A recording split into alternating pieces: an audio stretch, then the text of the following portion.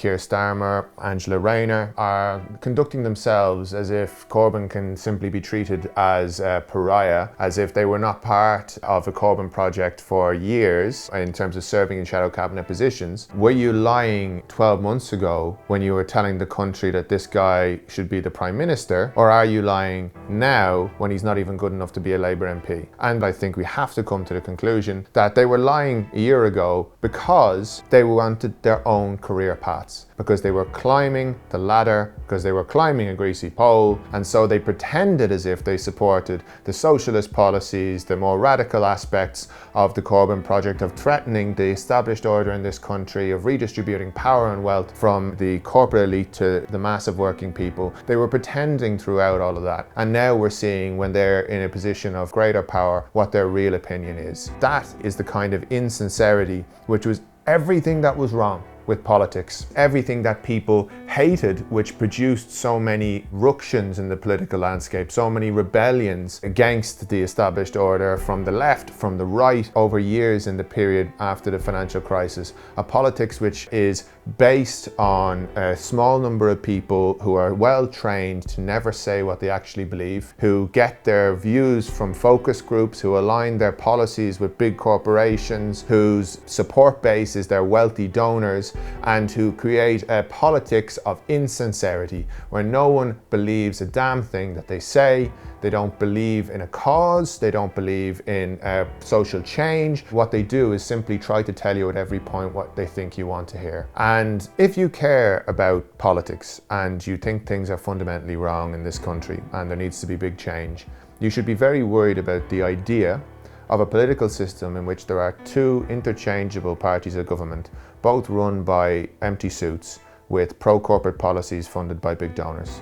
Because the prospect of you ever getting ideas that are going to challenge established power within that paradigm are next to nil. They're trying to narrow, once again, the spectrum of politics so that it's the small number of people who agree with each other on 90% of the fundamental questions, and the only legitimate opinions are going to be the polished opinions of a small set of professionalised politicians in Westminster. If that's your view of politics and you think that option serves you well then you should cheer on the purging of the left from the Labour Party, the attack on democracy in the party, the character assassination of Jeremy Corbyn. If, on the other hand, you believe that politics should have a space for people who fundamentally challenge power, the established order, wealth, well then you need to be very concerned about what's happening in the Labour Party today.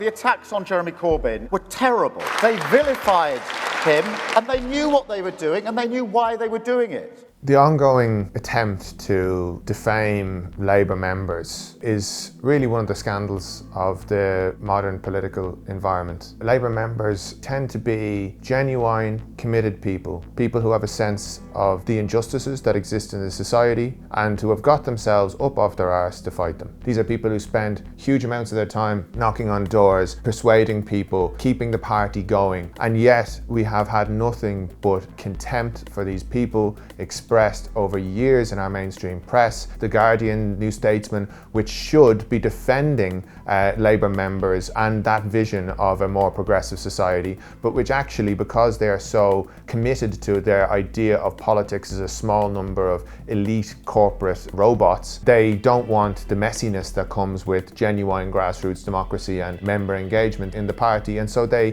participate in that defamation. And it's not about one member here or another, and there's no question that members can and do say things that are objectionable, and where that has been the case, there should be measures taken against them. There's no debate on that. The question is the general view of the Labour membership given to society at large, and whether or not there is a sustained misrepresentation of who the members are, what they're about, what they believe in. And the answer is yes, it is a deliberate campaign to try to discourage people from being engaged in politics, to tell people to go back to sitting on their arses. Even if you feel there are deep injustices in society, you can't and you shouldn't get active to solve them. And I have to say, it's never more clear than in the Labour Party itself, amongst its MPs, amongst its bureaucrats, who have an incredible amount of contempt for the membership. And let me tell you, having met a lot of the MPs, I meet more impressive Labour Party members every day of the week in constituency parties than those people. The idea they have a right to look down their nose at members who work so hard for the party, who feel such a genuine sense of injustice, who get no remuneration, no money, no nothing for all of what they put in.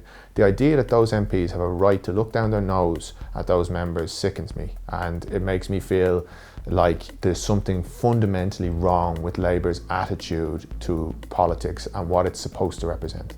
Sometimes I feel like, you're through the looking glass on these questions, because we spent the last 5 years being told we're living in some kind of Stalinist regime in the Labour Party, where Jeremy Corbyn was cracking down on all dissent and his nefarious elite within the party were in control of everything. Actually, what was happening was every single day of the week, elected representatives and MPs who were only MPs because of the work done by local members and because of the support of trade unions were going into the press and undermining everything the party stood for day after day after day and facing zero consequence for it. Whereas now we have Jeremy Corbyn suspended from the whip. I think the only person who was suspended from the whip under Corbyn was John Woodcock, and it was over a sexual harassment allegation. That's the only instance over all of those years where action was taken against these MPs who were allowed to run a rebel campaign within the Parliamentary Labour Party and were given the freedom entirely to do so. And now we have a situation where that kind of dissent is obviously and directly not accepted by the party leadership and its bureaucracy. And it does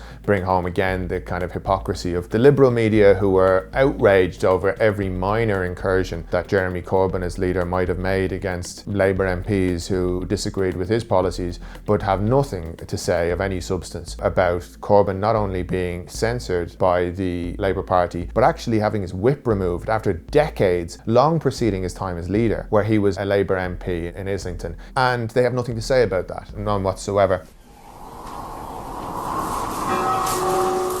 Corbyn's suspension of the whip is not really about the EHRC report. Corbyn's statement afterwards, while it might have disagreed with a few lines in a 100-odd page document, accepted all the recommendations. Contrast this with Tony Blair's response to the Chilcot report and the Chilcot inquiry, where he rejected wholesale all of the findings of that inquiry in its report and all of its recommendations, and did so publicly at a press conference. I believe I made the right decision and that the world is better and safer as a result of it. Jeremy Corbyn has never done that. It almost feels strange to me to compare the two things, because of course in Tony Blair's instance we're talking about hundreds of thousands of people at least being killed as a result of his actions. But if we want to compare those two scenarios, those show straightforwardly the double standards. And if the same action had been taken by a Corbyn-led Labour Party against prominent right-wing figures, we would never have heard the end of it. They would have been paraded around every TV studio. They would have been front page stories. The Observer on a Sunday would have been running front pages for weeks and weeks on end. There would have been cause célèbre over them. There would have been photographers in their houses,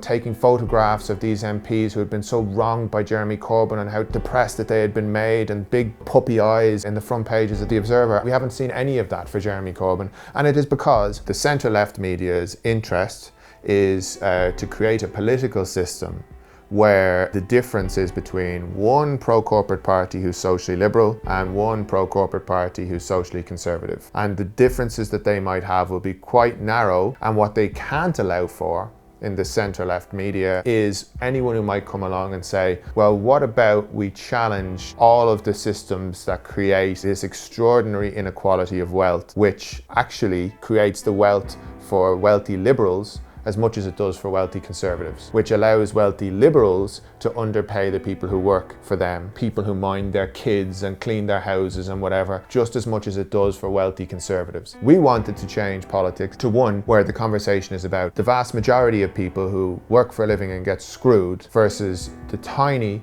minority of people who live off wealth and sit around and just accumulate. That's the dividing line that really matters in politics. That's the dividing line that if you fight on those terms, you have a chance of changing things. The idea of returning to some parlour club debate between elite liberals and elite conservatives is, for the times that we live in, with the level of inequality in this society, completely insufficient.